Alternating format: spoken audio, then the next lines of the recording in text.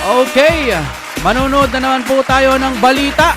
Ay, grabe si Banat Bay, matindi po yung mga sinabi niya rito ha. Ang pamagat kasi nito, yung pinaka-pinupunto, tagilid sila dito. Panalo na dahil sa move na ito. Ibig sabihin, malaking impact po yung natalo, yung mga tauhan, hindi, kaalyado po ng ating Pangulo ngayon sa mga Duterte. Ibig kong sabihin, halos walang naipanalo itong si PBBM. Kasi yung mga nanalo naman na kaalyado ko noon ni PBBM, dati na pong may mga pangalan. Tara, pakinggan natin ito mga kapatid.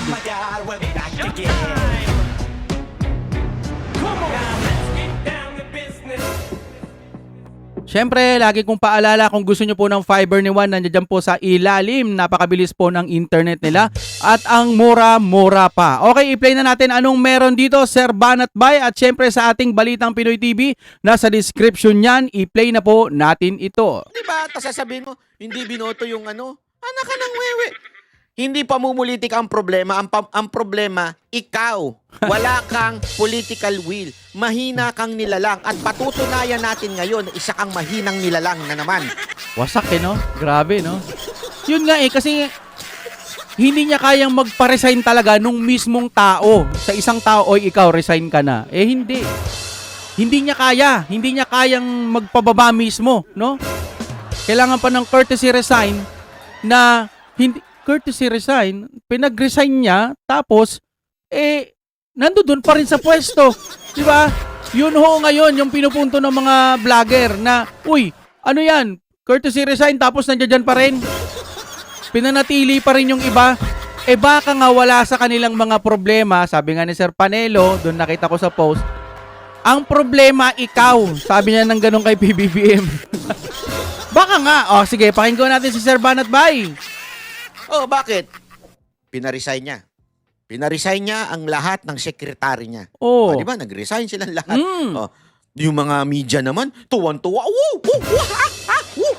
Magbabago na ang Pilipinas. Aayusin na ni Marcos. Palakpakan. Pero mo, no? 3 years, tsaka pa lang siya magtatrabaho. Kung magtatrabaho. Okay? Lahat ng mga senador, pinuri siya, sinabing, kita nyo na, seryoso ang Pangulo, ayusin ang Pilipinas. Palakpakan! Anak ng teteng. After one day, panoorin nyo ang nangyari after one day, ha? Balitang Pinoy TV, mga kapatid. Balitang Pinoy TV. Ito na nga sinasabi ko sa inyo, no, na parang wala rin nag-resign. Parang wala rin eh. Ito, pakinggan po natin. Pag-usapan na po natin ang mga may init na issue. Alam nyo, ito mga nakaraang araw, talagang trending na trending yung pagpaparesign ni Marcos sa lahat ng kanyang cabinet secretary, di ba? At alam naman po natin ang dahilan yan. Ang dahilan po niyan ay natalo po kasi talaga ang kandidato ni Marcos sa nakaraang eleksyon. At kung mapapansin nyo, kasi baka sabihin, panalo naman yung ilang alyansa. Hindi po.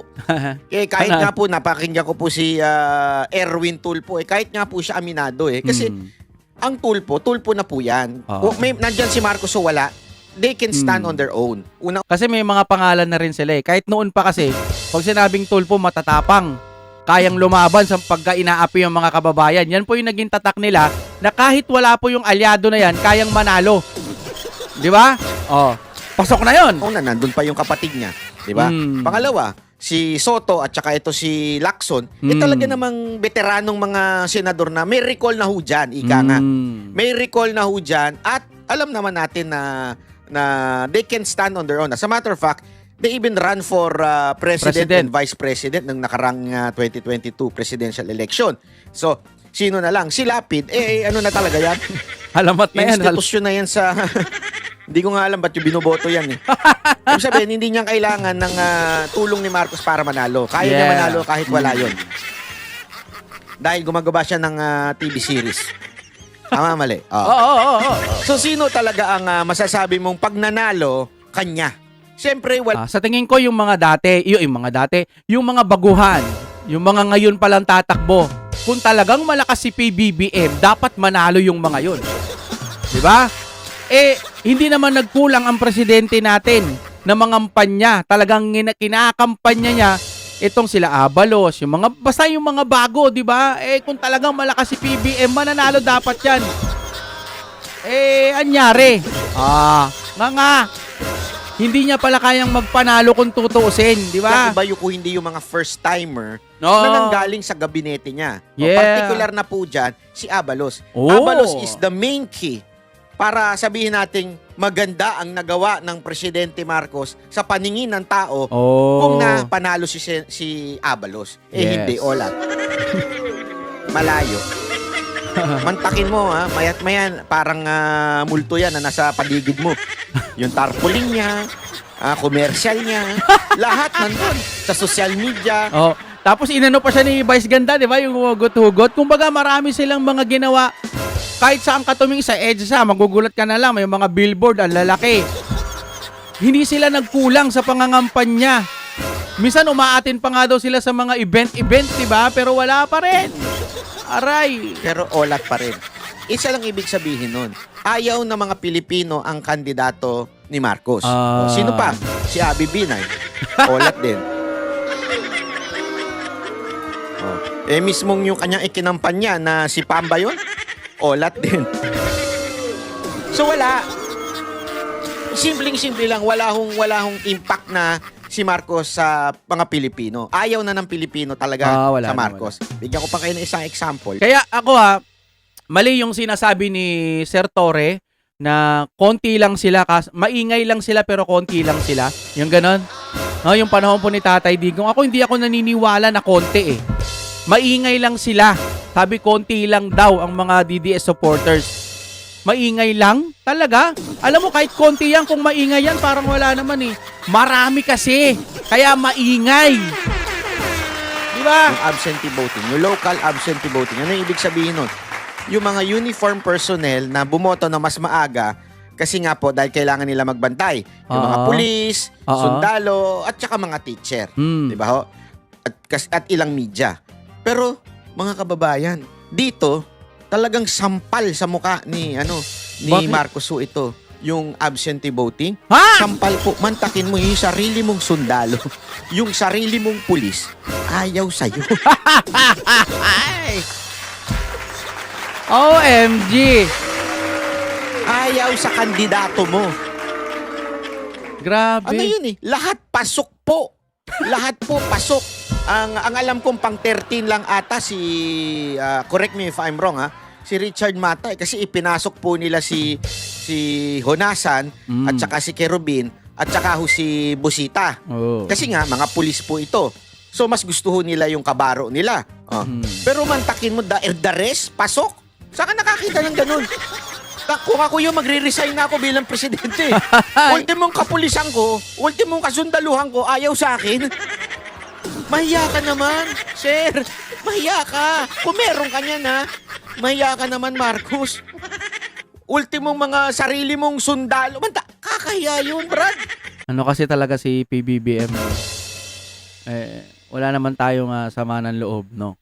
Weak lang talaga siya. Yun lang ang nakikita. Marami nang nagsasabi niyan. Hindi niya kayang manindigan kasi magpapa-courtesy resign ka. Tama ba, courtesy resign? Magre-resign. Mag-resign na kayo. Kung hindi, ako na mismo magtatagal. Wala eh. Walang derechahan sa kanya na sabi niya nakikinig siya sa taong bayan. Hindi naman yun ang gusto ng taong bayan, di ba? Naulit na natin. Ang gusto ng taong bayan ay hair follicle test. Hindi ang pag-courtesy resign ng mga kung sino-sinong nandiyan. Mas matunog pa nga yung Marcos resign. Marcos resign.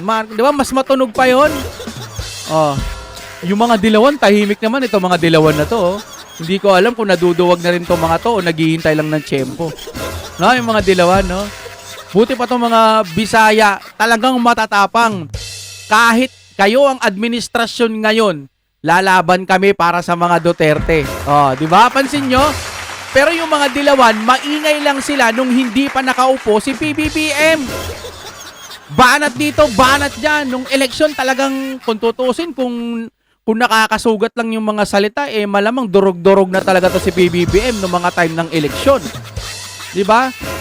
Ang Duterte, pag binanatan nyo, babawi yan, kita mo.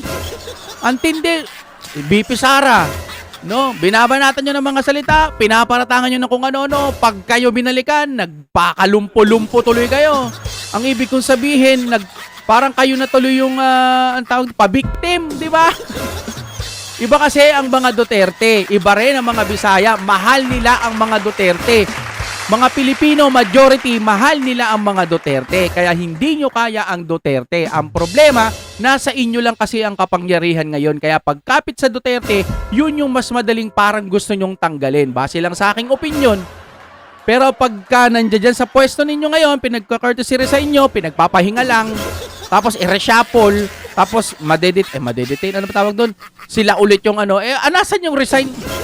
Baka kaperanggot lang yung mga nag-resign talaga. Kaya yun.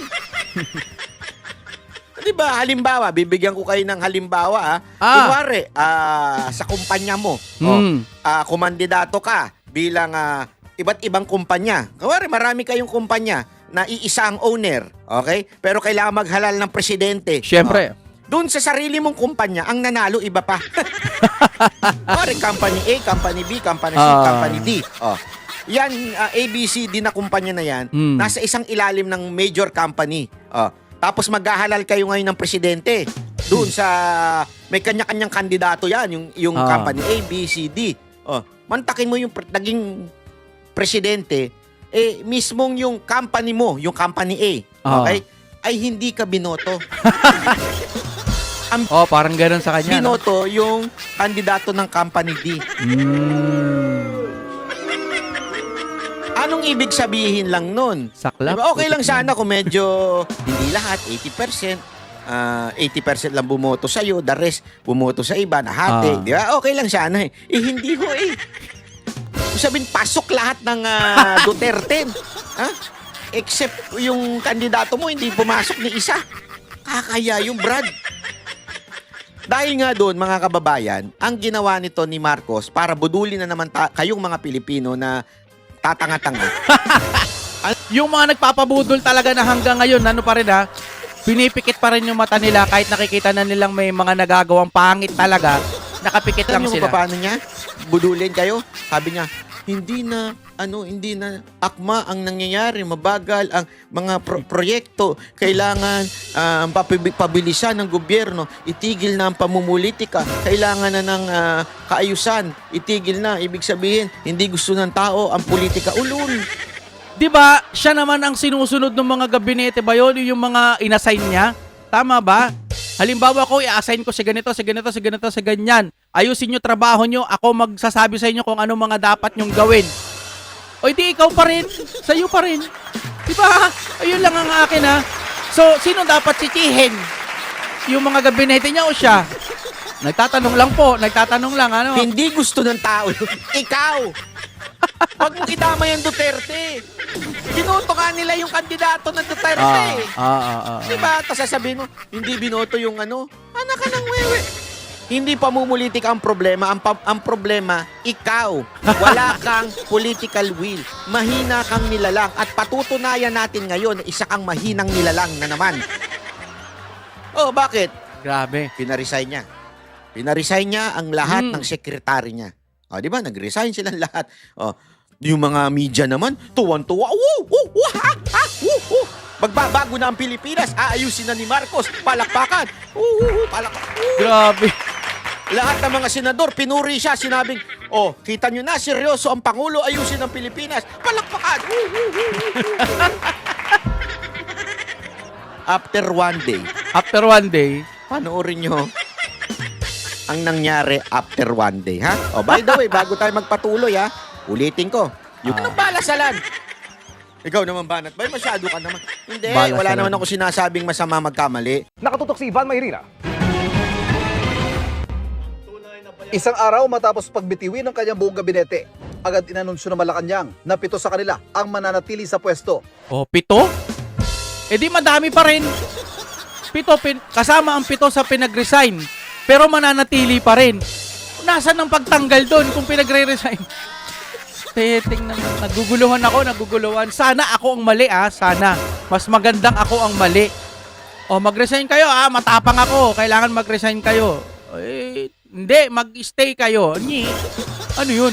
Si retired Chief Justice Lucas Bersamin, mananatiling Executive Secretary. The President declined the courtesy resignation that I tendered. And just this morning, he communicated to me that I have his full backing for as long as I wish to work for him. Oh, so ibig sabihin, magi-stay 'yon. Eh di magi-stay, di ba? Hindi rin tinanggap ng Pangulo ang pagbibitiw ng 5 kalihim ng kanyang economic team. 5 kalihim. Economic team, okay? Yan ay sina Department of Economy, Planning and Development o DepDep Secretary Arsenio Balisacan, Dep. Finance Secretary Ralph Recto, Nako, ba't di mo tinanggap to?